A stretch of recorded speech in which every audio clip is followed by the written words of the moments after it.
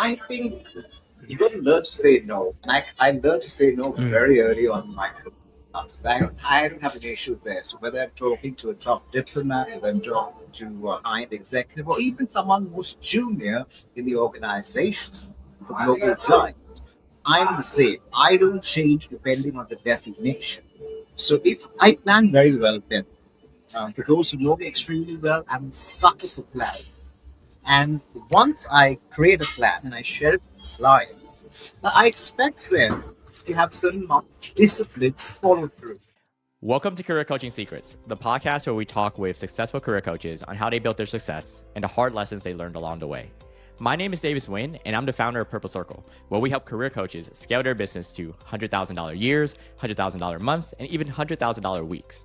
Before Purple Circle, I've grown several 7- and 8-figure career coaching businesses myself, and have been a consultant at 2 career coaching businesses that are doing over $100 million each. Whether you're an established coach or building your practice for the first time, you'll discover the secrets to elevating your coaching business. Welcome to Career Coaching Secrets Podcast. I'm Pedro, and today I'm joined by Leandro D, who has transformed over 268,000 plus participants across continents through his workshops and training programs. With 24 years in learning and development, he's consulted with industry giants like JP Morgan Chase, Google, Facebook, TCS, Infosys, and Boston Consulting Group, earning recognition as Global Peak Performer Trainer and Superior Trainer of the Year. What sets Leandro apart is his unique blend of academic credentials from Harvard University and IIM Ahmedabad, with his background as a trained theater actor, bringing energy and fun to professional development. He's currently pursuing his fellowship in leadership communication from Oxford University while serving as an advanced executive communication and presentation coach to corporate professionals, politicians, and business leaders. Welcome to the show, Leandro. Pedro, thank you very much for that lovely. Oh, I'm excited at you here. You know, from the first time we met, I was like thinking about how this would happen in the podcast episode because you have a very unique background, and I'm about to dive into it. Okay, and I love the origin story. You know, because I'm curious how this actually started when coaching was more than just an idea. You know, can we go backtrack to that a little bit? Absolutely. So you want me to start right to the very start? How does all start? The inception, Miller Wyman, or just go? I mean, whatever you feel like put you in the right path that could serve our audience, you know, from other coaches and people looking for coaches, I would say. It's like those, if you have an aha moment, if you felt like there was a natural or organic way that just happened, you know, on the flow, really up to you. That more than the failures. That's I happen to be an executive consultant at a firm based out of Mumbai, the start of my career. And the training director at that firm realized that I had some amount of potential in the learning field, and so promised that I could perhaps start training. And when I approached the person just said, "Well, we don't have a position right now." So I decided to move on to better prospects. And I moved on to a trading consultancy firm who hired me hands down. And it so happened that I happened to go back to that same organization. And when there's a consulting trainer, when that training manager was supposed to give me that position initially, that turned me down, saw me. He said, "What are you doing here?" And he said, "But I've joined as consultant trainer with this external stakeholder." And, it was no rocket science. I had a job and then I didn't have a job because obviously a conversation had happened between that training manager and the leadership at that external consulting firm that says, "Hey, if you want this contract with us, this man needs to go." And so I had a job, but I didn't have a job in a few hours. Lo and behold, it can really throw you off being track. I stayed strong. I pursued my education further in the field of learning. And I started off first with the British Institute in India, with the council. And from that, It was just progression after progression. But failure is what got me into the learning. Hmm. You said failure. I got that right. Yeah, absolutely. I love that. It's so vulnerable. I was rejected. I was turned away. I just didn't let it get me down. Oh, I love that. That's such a key asset. I always say this on the podcast. I feel like vulnerability is a key factor for a true coach, being able to connect with their coachees, in a level that he's also vulnerable. So that I think that helps with the relationship, because coaching is all about the relationship as well. Now, I love that reminder about the failure. Now, I want to understand it. It felt like it was very organic and natural progress, through coaching. But at what point did it stop feeling like a side thing or a calling, even, and start feeling like an actual business you were responsible for? When you have that shift on, what, I think I can actually make this a business out of it. Does that make sense? Oh, absolutely. That was right in my second year at Harvard Business School. That's when I was working closely with a fellow mate of mine, Tori Aiello. And then we decided to, she already had a business background in the US, and I had no business background, but I had a lot of learning experience behind me. And so we put our heads and arms together, and that's when Miller Wyman was born. And that's when we realized we could really take our passion and our current skill set to the next level. This is where we actually saw the needle move. Mm. Yes, the synergy. I can tell. I can see the synergy, and that made the partnership. I would say blossom, because that made just sense at that stage. When you said she had her background in business or in the U.S., okay, that makes sense. Now, once you were out there helping people, right? Who did you naturally end up attracting? When did you realize, yeah, these are the people I work best with? Pedro, there's no rocket science. You can take the horse to the water for the drink, horse drink. So the more a student or a coach is thirsty for development, really needs to move ahead. That's when at that point in time one realizes that you're in business. I always say, as a coach, you can come after, the coach will also come after. I mean, I can go ahead and pull them along, but it's a little more effort, time consuming, which I'm willing to, as long as they are willing to walk that extra mile as well. So I always say, if you have a willing learner, you can create magic. Mm, I like that. Okay. Now let's zoom out for a second, right? If someone's ends up working with you today, right, how do they usually find their way to you in the first place? Oh well, brutally honest, we start uh, out of a coffee shop in Boston. And the three of us, Tori, Professor Ted, and I sat together.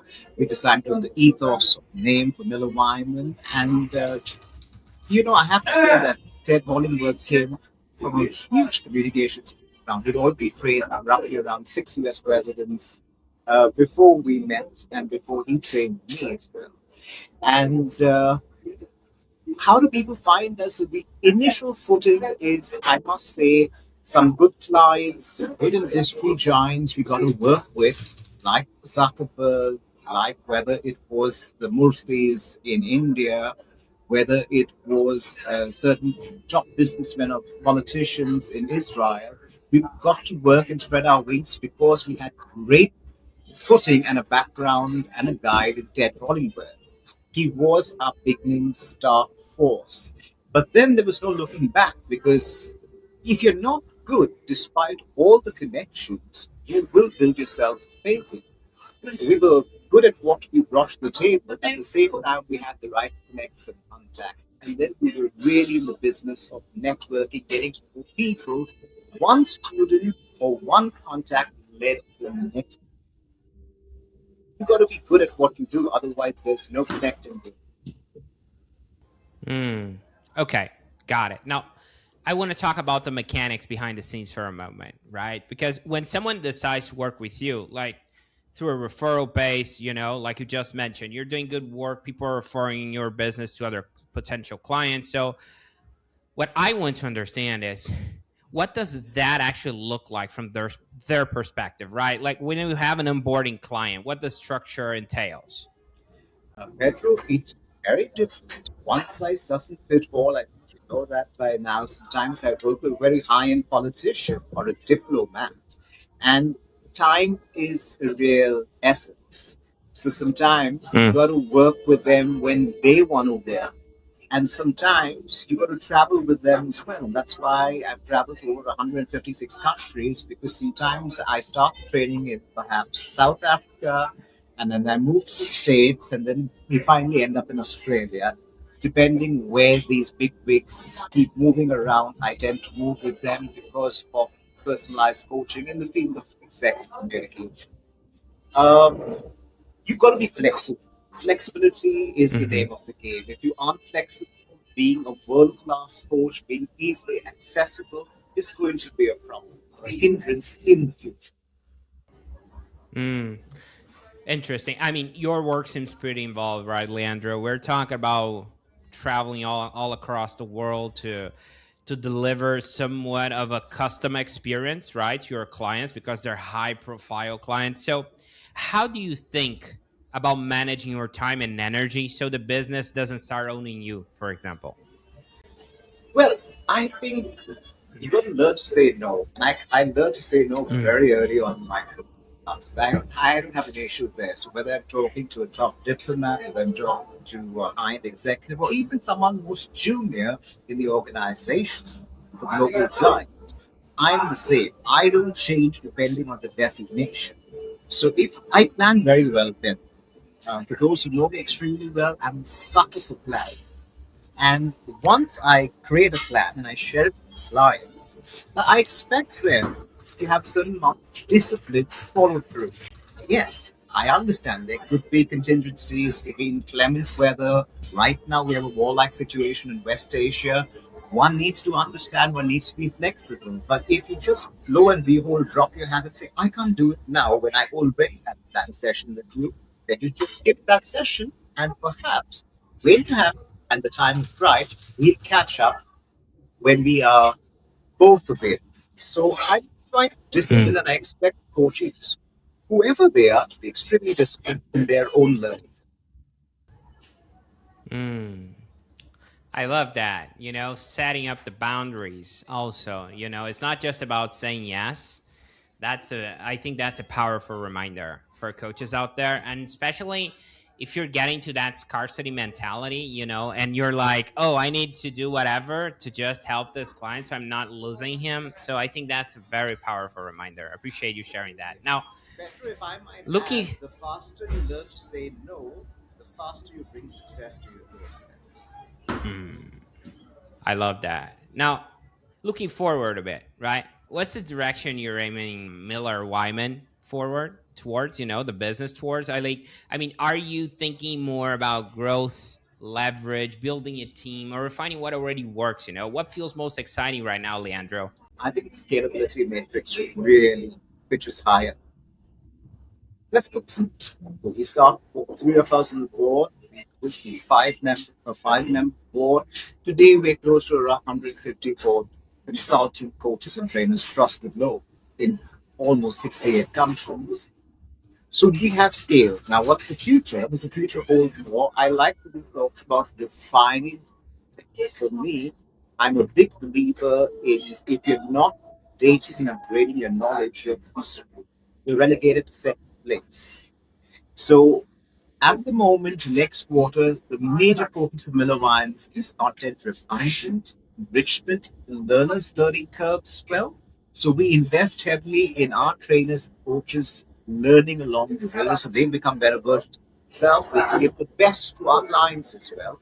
And at the same time, we plan to grow to about a 200 strong team of coaches globally by year end 2026.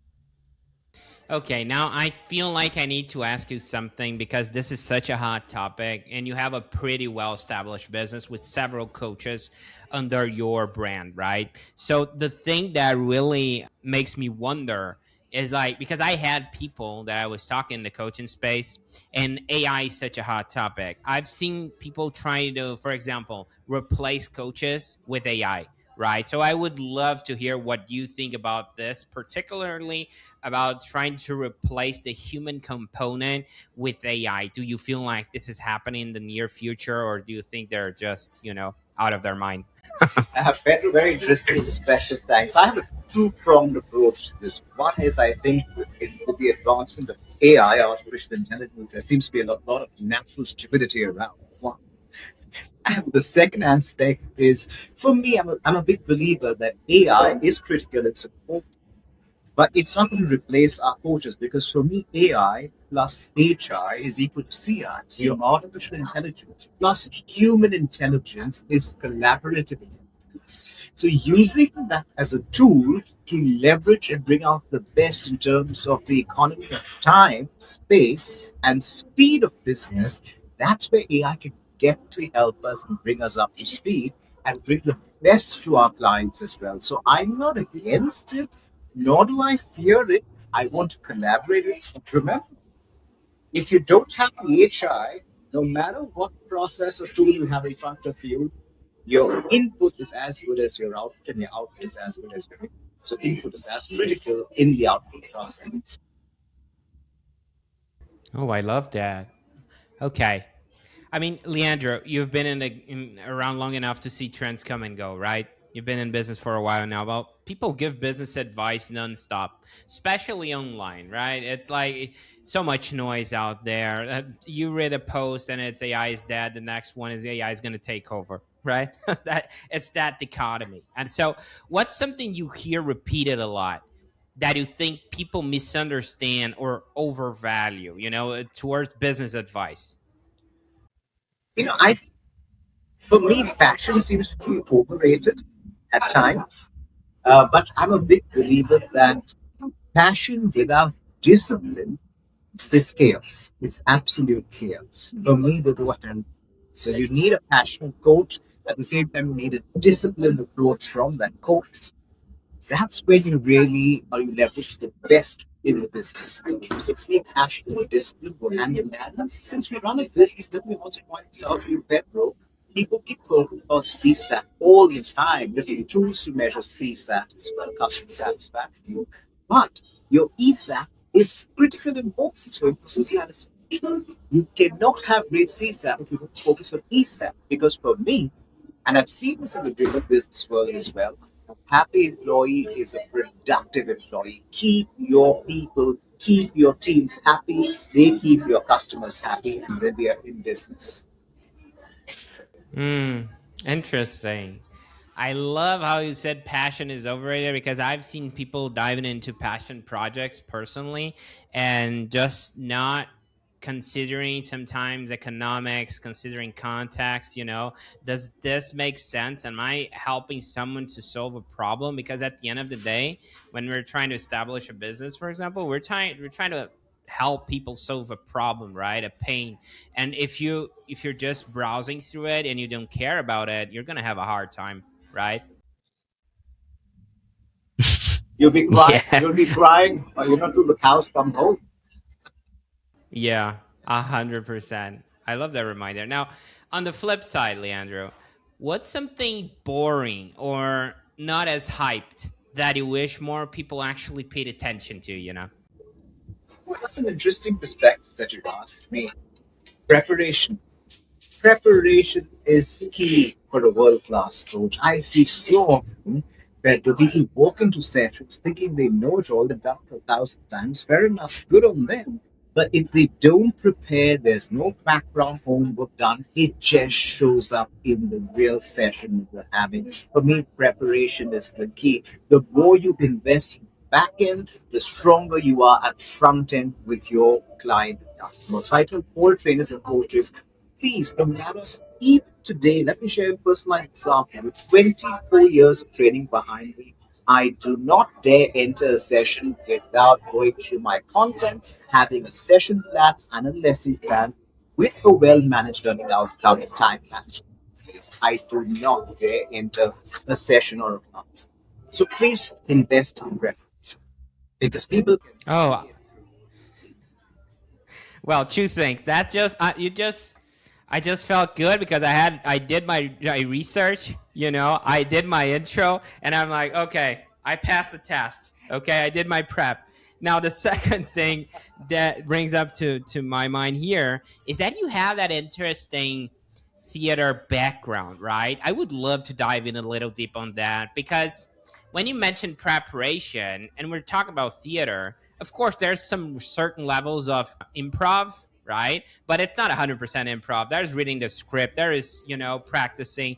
So have you connected the preparation advice to your coaching business and the theater experience? I mean, do you see all of three topics having synergy between them? Absolutely, Pedro. Fantastic question. I look at this word edutainment. There's a major focus on educating your people and entertaining them at the same time. Now, if you can educate and entertain your people at the same time, you are really in the business of being a world class facilitator or coach. Very often, people are just dispensing information, rolling it out today at the touch of a button. You can get whatever I need to share with you in that set that you come to attend. You come to a session. So, but for me to engage you, to leverage your best skill sets, to bring you out before, it's imperative that I make role play into real play and vice versa. So for me, getting out the best out of my students is putting them in that situation, getting their hands dirty, metaphorically, and they learn by doing so. Kinesthetic learning is critical, not just visual and auditory, but also kinesthetic learning. Hmm. Interesting.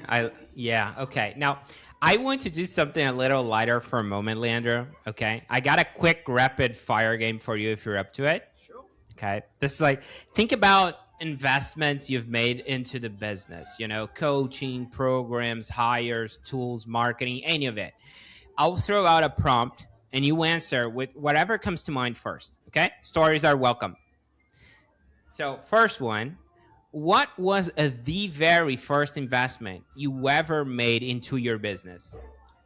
Going to a course myself. Okay.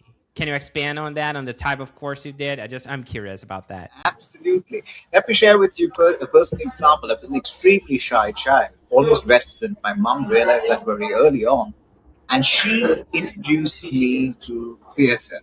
I went to a couple of public speaking courses, very good ones in the city of Bombay in India, and I realized that theatre became such a redemptive tool for me. Today, I go around the world giving people that same confidence that I didn't have as a child growing up. Been there, done that. I love it. I love that. Okay.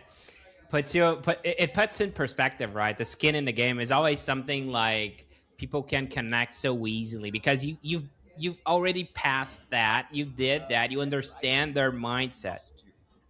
Leandro, what's the most recent investment you've put money into? I put money into. Yeah, your business investment recent, the most recent one that you've did made. Well, we've just picked up a very new and a big client, and they are based, in fact, out of Asia, and a part of it is in Europe. So the huge investment we've made is we've actually kept coaches on site with them. We've spent about 20 coaches in Europe and 20 coaches in Asia who are coaching at the same time these two big clients. I can't talk about the clients right now because we've just signed deals. They're pretty much high end, and so that spells good news for us for business as well as I think payout for the coaches and trainers. Nice. Okay. Now, looking back, okay, what investment paid off the most for you and why? I think biggest payoff would be is investing in the trainer's constant and continuous learning because today not only you'd find that every trainer or coach at Miller Wyman has to be Ivy League educated, but they also have to have a regular and timely score sheet in terms of their learning curve. If they haven't done more than four new courses in the year, they do not get another coaching session from Miller Wyman. So we have to make sure we see a progress report at the end of the year, which has four new added courses to their skill. And we Mm, pay for that. okay. Interesting. That's an interesting filter. Okay. And what's one investment you'd think twice about if you could rewind, you know?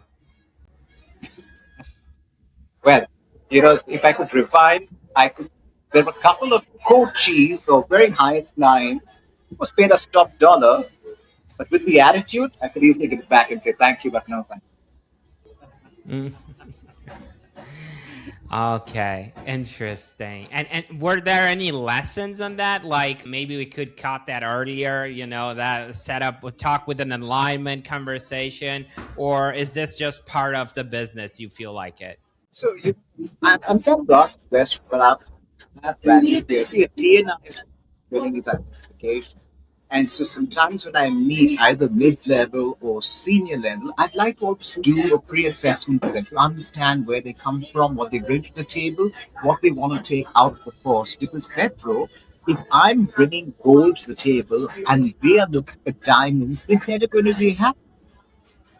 Mm. Okay, I know that's a very loose analogy, but the fact of the matter is, if they come to the program expecting A and we are offering B, they're never going to be happy, and it's not going. It's going to be a lose-lose. And the whole idea is to make it a win-win situation: apples for apples and oranges for oranges, and not apples to oranges. So it's leveling the playing field for expectations, basically. So they understand where they're getting. You understand what they need to do. They need to do some work, also, right? Yes, that might add. You used a very interesting word, need.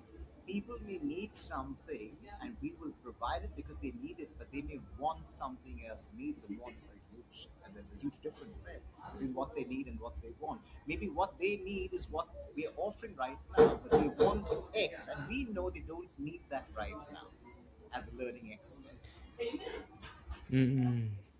I think I understood that. It's like, for example, we had I met coaches that they were like, for example, they were helping pharmacists get jobs. Okay, that's in a career path, and they told me that person told me that in reality they were like the soft sell. Let's call it soft sell, and we're gonna help you land the X, Y, and Z job. But in reality, they were selling confidence. So there was a mixed up. It was like they didn't want the confidence, but they needed it to get the job. Did that make sense? Mm. So we have Mm. Yeah. in that initial step, we're feeling very clear, crystal is what we bring to the table, and they need to understand what we bring to the table. And the pertinent question is, do they need this at this point in time in their career? Got it. Interesting. I love that. Okay. Now, hearing those side by side, right? The game we just played. How has your mindset around investing in the business changed over the years? If it has, you know. My mindset has not changed. I think I'm very clear on my basics. Basics hold to until today. Number one is adults are babies in big bodies. So, they're always going to play around. We deal with anyone above 18, right up to, 65, right up to 70. Recently, I had a gentleman in the UK who was quite a big wig in the healthcare industry, and he was almost 60 plus. But it was fabulous working with him because he was so open to learn. And yet, I had someone who was starting off his career in an Asian company, but not so open to learn. So you're going to have either end of the spectrum. I think that openness to learn is so critical for us to make magic happen. And so if someone's even Mm. paying me top dollar Pedro, but is not so open to learning and feedback, I'd rather say no at the very start. And I don't mean to do a white lie. I'm crystal clear that, okay, this is what you want, but this is what we can offer, but you don't want what you actually need. Let's be friends, but let's call it quits. And you'll be happy where you are, and I'll be happy where I am. Hmm. Interesting. And how would you frame it to understand, just for our listeners to understand, right? You're talking about a person that's not really coachable. Let's use that word then, right? It's not aligned with the need. It's aligned with the want, but not aligned with the need. And maybe that's the way your work runs, right? How Miller Wyman works. But how would you detect that in a discovery call on the first point of contact? Like, just giving an example out there for coaches that might need to, have that perception of, hey, maybe this person is not coachable. How would you say that? Let me start off your by answering your question. By the very statement itself, everyone is not coachable. Now, to help you understand that, one is through body language, behavior, facial expressions, gestures. Sometimes when you're having a one-on-one with them, they just don't want to be there. Oh, how curt their tone is. So tonal quality plays a critical role as well. You can see it with years of training experience, also with my theater background. I can see it that they really want this or they don't want this. Because sometimes a lot of people are prisoners of the HR department, and so they want them to be there. They'll pay for them to be there, but they don't want to be there. Some come for the menu and the venue. Some come to just check it out. So you can get all types, all five is not the same. The whole idea is to take people who really want to learn because you rather have those two taken out and add two people who are not up to the curve but have the will to learn. Motivation and will, believe me, that is something that comes from within. You can take the guy to harm, bring him back. He doesn't have the motivation and will from them at A type driven personality. Oh, I love that. Especially the soft skills, right? Arms crossed, low energy. You can sense it. Like, hey, do you have? So you're the guy who have all the answers. That type of mentality that is not curious. It's about. It's. I would say it's a little bit of a judgmental mentality. Like, I know it all. exactly. I love that. That's a powerful reminder. And I've seen coaches with that mentality as well. Okay. Loved it. Okay. And Leandro, before we close this out, right? If someone resonated with what you shared and wants to follow your work, okay, where should they go? They should go to www.millerwine.com or they could write it directly to me at leandro.sylva at millerwine. I'd be happy to answer them at any point in time, depending on the time zone I'm in. Okay, I love it. And just for the record, we have all the links here in the description. You don't have to stress about it, okay? So people can reach out to you. I would say, Leandro, there were a few moments from this chat that really stood out to me. Okay, I would point out your acceptance of failure right at the start on the origin story. I think, and I said that at the moment, but I need to highlight this, how important it is to have ownership of your own failures if you're going to help someone to overcome theirs, at the end of the day. I really, really like that. I mean, you're sharing it so openly, not trying to play an act, not trying to hide from it. It's like, I did that. I've been there, and now I'm moving forward from it. Okay, and trying to help people don't follow through the same pitfalls. Now, I also love the fact that you told me you're a sucker for planning and the importance to say no, right? I love that reminder. Setting up the boundaries, leveling up the play field, so people don't get surprised. Even even if you're a coach and you're like, oh, I didn't expect that, it's important to set up those boundaries right at the start. So that's also a powerful reminder. And when I asked you about AI, right, you gave me some new ones here: AI, HI, CI. So I took note of those. Okay, how to collaborate, how to the human component. I had to say I agree with you 100%. I don't think it's gonna replace, especially in the coaching space, gonna replace people. It's more about collaboration, being more efficient. And delivering great results to your clients instead of just, hey, I'm going to replace Bill or John as a coach with a notification or a chat bot. I don't think that's not going to fly. People can think different, not a problem. If that's just my opinion as well. So this is my long way of saying, okay, Leandro, that I really appreciate you taking the time and being open with us today. It was great having you on. Pedro, thank you very much. I just leave the listeners with, if you fail to plan, you plan to fail. I love that. Okay. So great to have you, Leandro. That's it for this episode of Career Coaching Secrets. If you enjoyed this conversation, you can subscribe on YouTube, Spotify, Apple Podcasts, or wherever you're listening to this episode to catch future episodes.